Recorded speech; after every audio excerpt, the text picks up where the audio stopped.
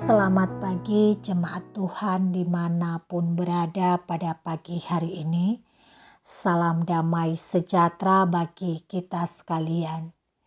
Di pagi hari ini kita kembali disapa oleh firman Tuhan dari kitab 1 Petrus pasal 4 ayat 7. Demikian firman tertulis. Kesudahan segala sesuatu sudah dekat.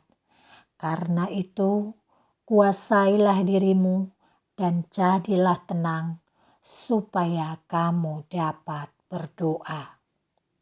Saudaraku yang terkasih, jika kita memperhatikan dengan cermat, semakin kesini kita merasakan hidup semakin susah.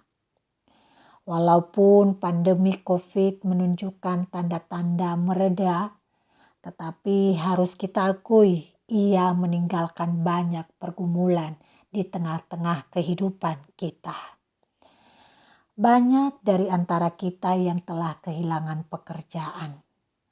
Banyak dari antara kita yang mengalami usaha tumbang dan tak tahu harus mulai dari mana lagi. Sementara biaya hidup seperti makan, kesehatan, dan pendidikan buat anak-anak bukannya berkurang, malah bertambah. Keadaan ini terkadang membawa kita pada pusaran kepanikan, takut, dan kehilangan harapan.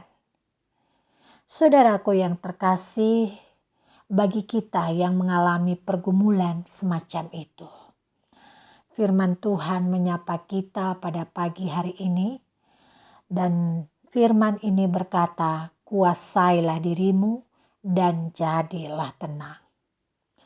Memang kunci menghadapi persoalan adalah menguasai diri, sehingga tidak terombang-ambing oleh situasi yang terjadi.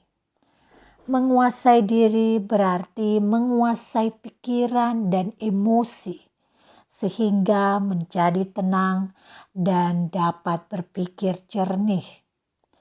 Dengan menguasai diri dan mampu berpikir jernih, orang dapat mengambil keputusan dengan baik, benar, dan melakukan tindakan yang tepat. Tindakan yang tepat adalah meresponi setiap masalah dengan sikap beriman, dan bukan justru meresponinya dengan tindakan yang dapat mendatangkan permasalahan yang baru. Saudaraku yang terkasih, di bagian firman yang kita baca ini, selanjutnya diuraikan bahwa tujuan kita menguasai diri dan tenang adalah agar kita mampu berdoa. Dalam keadaan panik, seseorang tidak mampu berdoa. Kita hanya membawa setumpuk emosi di hadapan Tuhan. Bahkan di saat-saat itu kita sering mencurigai Tuhan dan seolah-olah kita melihat Dia sebagai seorang yang jauh dan tidak berpihak dengan kita. Hal ini tentu semakin menjauhkan kita pada kehendak Tuhan. Padahal saat-saat situasi sulit, kita justru membutuhkan tuntunan yang kuat dari Tuhan Sang Sumber Hidup.